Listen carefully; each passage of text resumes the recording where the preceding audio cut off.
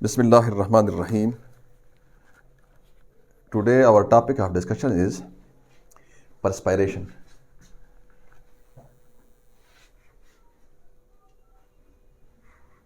Perspiration पे cantt ने पूरा उसका जो रिपर्टरी है कैंट उसमें तकरीबन अप्रॉक्सीमेटली 40 कैटेगरीज हैं.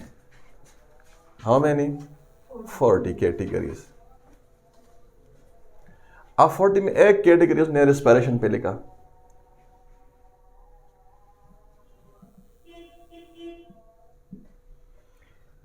तकरीबन 5 पेजेस उसने लिखी हैं इस पे. 5 पेजेस. स्टार्ट में ना वो औकात पे ना कि भाई मॉर्निंग के वक्त परस्पिरेशन होता है एक्सेसिव तो क्या देना है, आफ्टरनून को होता है तो क्या देना है, इवनिंग को होता है तो स्लीपिंग ड्यूरिंग स्लीप. तो ये उसने ऐसे उधर भी आप ये कंसल्ट कर सकते हैं. लेकिन ये आज मैं वो जो हम प्रैक्टिस में करते हैं, यहाँ ये सादिया ने सवाल किया कि सर ये मेरी अम्मी का जो ये पाँव्स हैं यहाँ पसीना आता है तो इसके लिए क्या दूँ. हमने सलीशे दवाई बताई और बात दिल में आ गई कि भाई आपसे पूरा प्रॉपर शेयर कर दूँ. 8-10 मिनट. जैसे आपको पता है, आपने एनाटॉमी में स्किन पढ़ा. स्किन के 2 कोर्स होते हैं, एक एक्सटर्नल होता है और एक इंटरनल होता है. 2 ठीक. जो एक्सटर्नल होता है जिसको हमने पढ़ा वो एपिडर्मिस होता है, जो इंटरनल होता है वो डर्मिस होता है. और जो एपिडर्मिस है वो उसमें क्या और फर्दर 2 जोन्स है, एक जर्मिनेटिव है और एक हॉर्नी जोन है. ठीक. आप जो हॉर्नी जोन है तो वहाँ सेल्स का साइटोप्लाज्म है, उस लिहाज से उसका हम डिफ्रेंशिएट करते हैं. जो सबसे पहले जो चिपटे सेल्स स्क्वेमस सेल्स लगे हैं तो उधर जो साइटोप्लाज्म लगा हुआ है, ठीक, तो वो इंतहाई उसमें सख्त किस्म का एक प्रोटीन होता है केराटिन, जो वाटर प्रूफ होता है और जरासीमों से भी आपको बचाता है, मतलब डिफेंस के लिए काम करते हैं. उसके नीचे जो लेयर लगा हुआ है वही चिपटे सेल्स का, स्क्वेमस फ्लैटेंड सेल्स का जो लगा हुआ है उसका थोड़ा एज कम्पेयर टू जो ये इससे ऊपर वाला सेल्स होते हैं उसका साइटोप्लाज्म जो होता है थोड़ा लिक्विड होता है, उसका थिकनेस कम होता है. और जो उसके आखिर में होते हैं उसमें के साइटोप्लाज्म में ग्रेन्यूल्स होते हैं. अब जो डर्मिस की बात हमने वहाँ की तो उसको थोड़ा रिकॉल करते हैं. जो नीचे inner layer of the skin है डर्मिस. अब डर्मिस क्या है? डर्मिस के अंदर मुख्तलिफ कंटेंट्स हैं. हमारा टॉपिक नहीं है एनाटॉमी का, लेकिन हम थोड़ा सा बेस डेवलप करके ना स्वेटिंग में जाना है कि स्वेट ग्लैंड्स को हो क्या जाता है, स्वेट का काम क्या है. अब वहाँ जो कंटेंट्स हम बहुत सारे हैं, लेकिन 2-3 हम अपने पॉइंट के यहाँ जो अपना हमारा आज का लेक्चर है इसके कॉन्सेप्ट को क्लियर करने के लिए ना हम उसको लेते हैं. तो डर्मिस के अंदर एक कंटेंट ये भी है कि जो एक ग्लैंड्स होते हैं जिनको सीबेशियस ग्लैंड कहते हैं, जो सीबम खारिज करते हैं. मतलब ये क्या कि वो लुब्रिकेंट्स खारिज करते हैं फॉर लेमैन, ताकि आपका स्किन क्रैक ना हो. वो लुब्रिकेट रखता है, बस उसका ये वजीफ़ा, ये फंक्शन होता है. अब उसके बाद जो फॉलिकल्स, हेयर फॉलिकल्स होते हैं, उसके अंदर हेयर्स होते हैं. अब हेयर प्रोटेक्शन करते हैं, राइट. स्किन का प्रोटीन के बने हुए होते हैं. जड़ होता है उसका, स्टेम होता है उसका, as we discuss in the lecture of anatomy, right. अब ना उधर एक ग्लैंड और एक टाइप ग्लैंड्स का होता है जिनको स्वेट ग्लैंड कहते हैं, जो आज हमारा टॉपिक है. अब वो स्वेट ग्लैंड जो है वो परस्पिरेशन, पसीना खारिज करते हैं. अब पसीने का मकसद क्या होता है कि वो आपकी बॉडी की टेम्परेचर को सेंटीग्रेड स्केल पर 37 डिग्री सेंटीग्रेड रखते हैं और फ़ारेनहाइट स्केल पर 98.8 फ़ारेनहाइट ये रखते हैं. क्लियर? ये फिनोमेना है फिजियोलॉजिकल. अब यहाँ जब नॉर्मल फंक्शन एबनॉर्मल होता है ना तो उसको कहते हैं पैथोलॉजी, वो होता है डिसीज. M I clear? वो क्या होता है? वो डिसीज होता है, डिसीज. ठीक. मतलब abnormal function of the body, जो बॉडी का एक नॉर्मल फंक्शन होता है, it is known as pathology. ठीक है जी, राइट. अब यहाँ अल्फ़ाबेटिकल थोड़ा सा आपके जहन में 10-11 पॉइंट बिठाना चाहता हूँ. उसके बाद ना हम मतलब 6-8 मिनट में आपको समझाना है क्लिनिकली. अब एक मरीज आपके पास आता है, कहता है कि आपको जी मेरा जो स्वेट ग्लैंड है ये काम नहीं कर रहा. अब वो ऐसे आपसे नहीं कहता, वो आपको कहता है कि जी मुझे पसीना नहीं आता. तो आप यहां से आपको नेश कहता है कि the doctor knows pathology, the patient knows symptomatology. ठीक है, तो वो आपके पास सिम्टम लेके आता है, आपको कहता है कि भाई डॉक्टर साहब मुझे पसीना नहीं आता, मतलब एब्सेंट हो गया ना परस्पिरेशन। ठीक, तो अब जब एब्सेंट होता है तो इसका मतलब क्या है कि जो दो डर्मिस और एपिडर्मिस लगा हुआ है, जो डर्मिस है इसके अंदर जो स्वेट ग्लैंड्स हैं, मतलब उधर कोई पैथोलॉजी आ गई है, वो अब नॉर्मल फंक्शन कर रहा है। Am I clear? अब मतलब पैथोलॉजी एक नॉर्मल फंक्शन ये है कि इसको जब कभी भी टेम्परेचर जो होता है एनवायरनमेंट का ये बढ़ता है तो उस हिसाब से ना बॉडी का टेम्परेचर भी बढ़ता है, तो ये उसको रेगुलेट करता है। अब ये स्वेटिंग ये मतलब अब सेक्रेशन कर ही नहीं रहा, एब्सेंट हो गया ना, तो आपने बहुत सारी दवाइयाँ, बहुत बड़ा लिस्ट हो सकता है, लेकिन हम यहाँ वहाँ डिस्कस करना है हमने जो हमारी प्रैक्टिस में है। ठीक है जी, तो यहाँ आपने दवाइयाँ याद रखनी है। एक रेस्टॉक्स,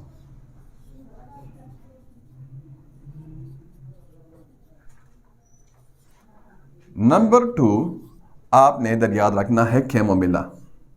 फर्स्ट ईयर की दवाई है आपकी, जिस पे हमने हमारा लेक्चर भी मौजूद है।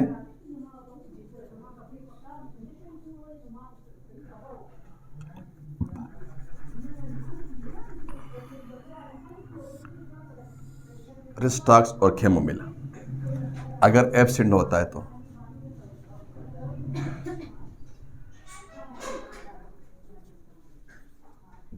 पसीना। क्लियर? अब आपके पास मरीज आता है, आपको कहते हैं जी मुझे जो पसीना आता है ना उसकी वजह से मेरा स्किन पे वो काज करता है जलन। जब कभी मुझे पसीना आता है तो मेरा स्किन जलना शुरू कर देता है। राइट? तो व्हाट डज इट मीन? मतलब इसका ये है कि जो स्वेट ग्लैंड जो स्वेट रिलीज कर रहा है उसके अंदर परसेंटेज ऑफ हाइड्रोजन आयंस जो है ना ऊपर नीचे हो गया, वो एसिडिक हो गया। पैथोलॉजी है ना। अब उसके जो कंटेंट्स हैं उसमें हाइड्रोजन आयंस का परसेंटेज है वो ज़्यादा हो गया, अब मतलब वो एक्रेड हो गया। ठीक, तो आपने उसको दोबारा ना अपने लेवल पे लेके आना है, उसकी परसेंटेज को, हाइड्रोजन आयंस की परसेंटेज को आपने लेवल पे लेके आना है। ठीक है जी, तो वहाँ आपकी जो दवाई बनेगी ना तो वो भी कैमोमिला है। राइट, तो वो भी कैमोमिला है। अब एक मरीज आपके पास कंप्लेंट दे के आता है कि सर मुझे जब गुस्सा आता है तो मुझे पसीना आ जाता है बहुत ज़्यादा, जब मुझे गुस्सा आता है बहुत ज़्यादा पसीना मुझ पे आता है। आपने उसको सीपिया देना है, ये ठीक करेगा।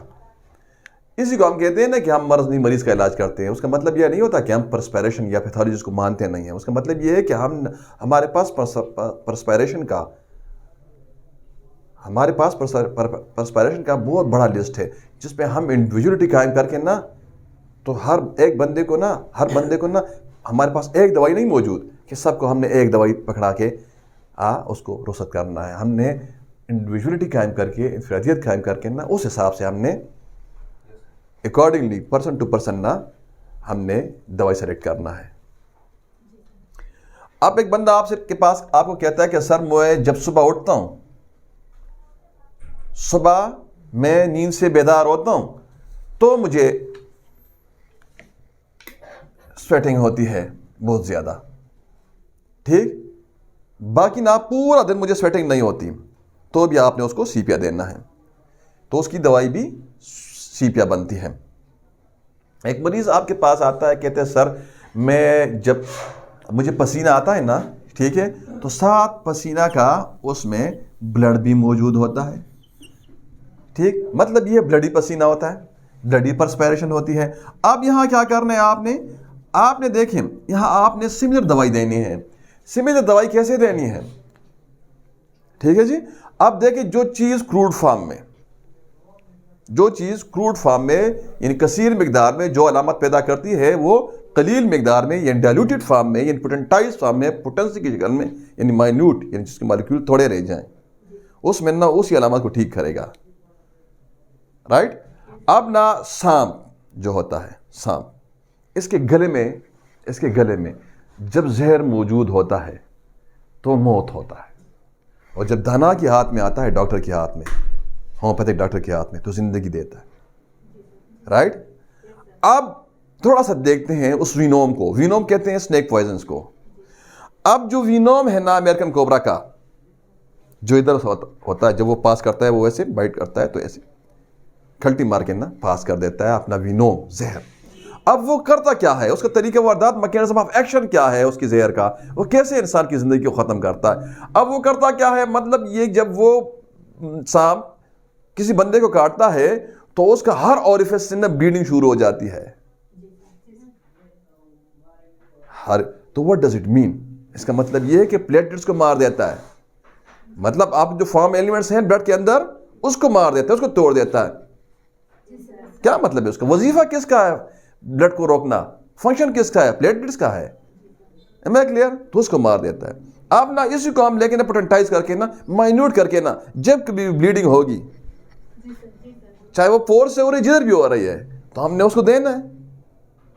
अब तो क्रोटरिस में भी है, आप दे सकते हैं, क्योंकि उसका भी उसका भी ब्लड केमिस्ट्री पे जितने भी स्नेक पॉइजन्स हैं, वो ब्लड केमिस्ट्री को डिस्ट्रॉय करके रख देते हैं। चाहे वो बुथरोफ्स वाला है, हमारे पास ना इधर पोटेसी की शिकल में बहुत सारे वीनोम्स मौजूद हैं। है मैं क्लियर? तो आप उसका ना, अगर आपको वो कहता है कि सर मैं तंग कपड़े नहीं पहन सकता, मैं अंडर जो आम गारमेंट्स होता है वो नहीं पहन सकती, मैं बंद कमरे में नहीं बैठ सकती, मैं गाड़ी में शीशे की तरफ बैठती हूँ, मुझे जिसम पे नील पड़ते हैं, मेरा घुटन होता है ना बंद कमरों में, बेसमेंट्स में, ठीक, आप उसको लेक्सिस दें, वरना तो आप टोटल हर्ड्स दें अगर ब्लड परस्पिरेशन में ब्लड मौजूद है तो। Am I clear? अब इसके बाद आपका मरीज आपके पास आता है, कहते हैं सर मैं जब मुझे पसीना नहीं आता, लेकिन मैं आफ्टर सेक्सुअल इंटरकोर्स, चाहे वो मेल है या फीमेल है, इन बोथ, आप आफ्टर सेक्सुअल इंटरकोर्स ना मुझे पसीना आ जाता है बहुत ही ज्यादा, ठीक, तो आपने उसको सीपिया देना है। राइट?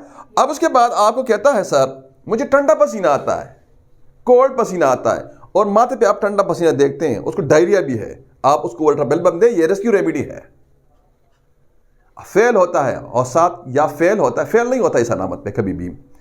अब अगर वो मरीज आपका साइनोस्ड भी है, पसीना ठंडा है लेकिन मरीज साइनोस्ड है, क्या मतलब? साइनोस मतलब, शाबाश अटेंशन प्लीज, मतलब ये कि वो नीला है।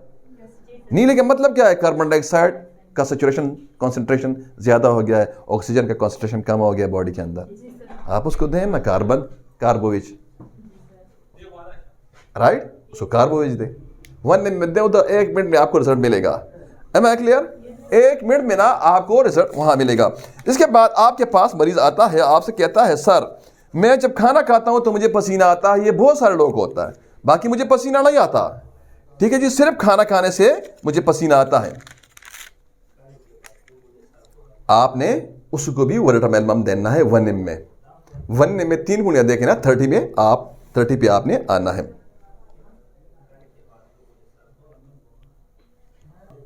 जब कभी भी बंदा खाना खाते हुए इसको परस्पिरेशन होता है, इसके अंदर 2 मियाज़म मिक्स होते हैं, साइकोसिस और सिफिलिस, इसकी बेस में होते हैं ये 2 मियाज़म, इसकी बेस में होते हैं। तो आपने उसको एंटीमियास्मेटिक ट्रीटमेंट देना है, नाइट्रिक एसिड देना है उसको, नाइट्रिक एसिड, ठीक है जी। नाइट्रिक एसिड आपका फेल होता है, आपने नेट्रम फैमिली से नेट्रम्यूवर देना है उसको, ठीक है जी। बाकी इसके अलावा सेकंड स्टेप में ना आप, सेकंड लाइन मेडिसिन में ना आप एक कार्बोइनिमेलिस, एक कार्बोविच और दूसरा कैमोमिला, ये 3 दवाइयां आपने सेकंड लाइन पे रखनी है। अगर आप फेल होते हैं तो आपने इसमें सजेशन करनी है उस मरीज के लिए जिसका खाना खाने के दौरान वाइल ईटिंग स्वेटिंग होती है। एक मरीज ना फ्राइड की वजह से, दहशत की वजह से, खौफ की वजह से उसको पसीना आ जाता है, right, then what should be done? Opium देना है उसको, ओपियम ठीक करेगा उसको। अब एक मरीज आपके पास आता है, वो कहता है डॉक्टर साहब जब मुझे पसीना आता है ना तो ऐसे गशिंग आता है, धार मारता है, गशिंग आता है, राइट। तो आपने उसको विलरियाना दे के ना, विलरियाना लाजमी देना है, 1 में। उसके बाद आपने 2 दवाइयों में BC याद रखें, ठीक है जी, बेलेडोना और कोल्चिकम में आपने सिलेक्शन करनी है उसकी, राइट।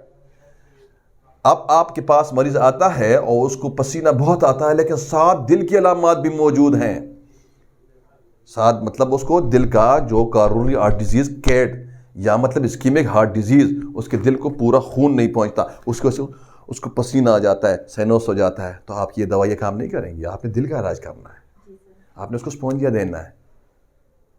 अगर उसको शिकंजा पड़ता है, कहते हैं डॉक्टर साहब शिकंजा पड़ता है, ग्रुप चेंज हो गया दवाइयों का, लिस्ट चेंज हो गया दवाइयों का, क्योंकि इधर काज अंडरलाइन काज चेंज हो गया है, तो पूरा ग्रुप चेंज हो गया है।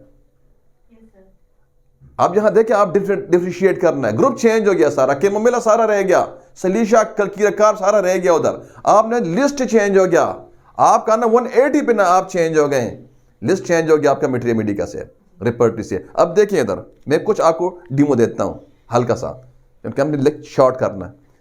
आपके पास मरीज कहता है जी मुझे शिकंजा पड़ता है, राइट, कहता है जी मुझे शिकंजा पड़ता है कैक्टस 1 में, ठीक है जी। जब मैं कमीज चेंज करता हूं ना तो भी मुझे पसीना आता है, लारोसिरोसिस 1 में 1 मिनट 2 मिनट आपने देखना है। कार्डियक इमरजेंसी में आपने 30 सेकंड 1 मिनट से ज्यादा नहीं देखना मरीज को, वरना मर जाएगा। उधर कवर करके छोड़ना है, पूरा वेटिंग रूम भरा पड़ा हुआ, आपने मरीजों को सिर्फ उसी को डील करना है, सिर्फ उसी को डील करना है, राइट। ये आपकी होम्योपैथी को भी प्रमोट करेगा और आपको भी प्रमोट करेगा। आपका मरीज का पैर सूजा हुआ है, ये जगह भी सूजी हुई है, एपिस ने नहीं काम करते, पसीने पे नहीं काम करता, आर्सेनिक मेल पे बेचैनी बेचैनी भी साथ मौजूद है, तो 1 मिनट 30 सेकंड आपने वेट करना है, 1 मिनट और 30 सेकंड आपने वेट करना है, इससे ज्यादा वेट नहीं करना, क्योंकि वो केस होता है CCU का, कार्डियक इमरजेंसी होती है, वाइटल ऑर्गन है, उधर आपने हफ्ते इंतजार नहीं करना। Am I clear? बहुत बात हो सकती है हार्ट पे, बहुत बात, हार्ट के मसल्स कमजोर हों तो आपने मिड देना है, हार्ट के मसल्स कमजोर हो आपने डिजिटेलिस देना है, हार्ट का आपका वाल बंदे कन्वोलेरिया देना है, कैक्टस देना है, क्रेटिकस देना है, बहुत बात हो सकती है, जो हमारे कार्डियोलॉजी पे लेक्चर मौजूद हैं वहाँ आप देख लें, लेकिन यहाँ आपने कंसिडर करना है हार्ट को। Am I clear? अब आपका मरीज ना, आखिरी में 2-3 बातें आपको और बताता हूँ। आपका मरीज आपके पास आता है, उसको पसीना जो होता है वो इंतहाई गर्म आता है, और साथ बर्निंग भी होती है, तो आपने वहाँ बेलेडोना केमोमिला रखना है, ओपियम साथ देना है, राइट। आपका मरीज जो होता है उसको पसीना आने के बाद उसको खारिश शुरू हो जाती है, रिस्टॉक्स 1 में देना है। पसीना बहुत ही सख्त बदबूदार होता है, सल्फर सुरानम 1 में सुबह दोपहर और बिप्टिशिया रात को, और प्रटका 30 में TDS कर दो। आपका मरीज आपको कहता है जी मुझे जो पसीना आता है वो ग्रीसी होता है और ऑयली होता है, मर्क सॉल दें, मर्क सॉल दें। Am I clear? मरीज आपका आता है जी मेरा जो पसीना होता है वो मीठा होता है, ठीक है जी, तो तू जा 1M-3 दे के मरसा 1M-3 दें, 1M-6 दें, और हफ्ते बाद रिपीट करें। Am I clear? अब आखिर में मैं आपको 2 पॉइंट्स और समझाता हूं जो आपकी क्लिनिक में बहुत ज्यादा आपका इससे वास्ता पड़ेगा। आपका मरीज आता है जी सर मुझे हाथों पे, ये पाम्स पे और सोल्स पे पसीना बहुत ज्यादा आता है। Am I clear? बहुत ही बारहा ये हमारा आम प्रैक्टिस में मौजूद है, ठीक है, जो फीटेड भी होता है, बहुत सख्त बदबू करता है, अक्सर उसकी जो सॉक्स होती है ना वो कमरे में नहीं रख सकता, बहुत सख्त बदबू करता है। सलीशा 30 में करेगा, है मैं क्लियर? सलीशा 30 में करेगा। अक्सर आपके पास जो फ्लेबी बच्चे होते हैं ना, जो नरम बच्चे होते हैं, फ्लेबी, पिलपिले, पप्पू टाइप, हाँ, वो बंदे आपके पास आते हैं ना, वो आपसे कहते हैं सर मुझे रात को पसीना बहुत आता है और मेरा पिलो भीग जाता है, इतना पसीना आता है, ठीक है, उधर आपने कल की रिकॉर्ड देना है। Am I clear? Thank you very much.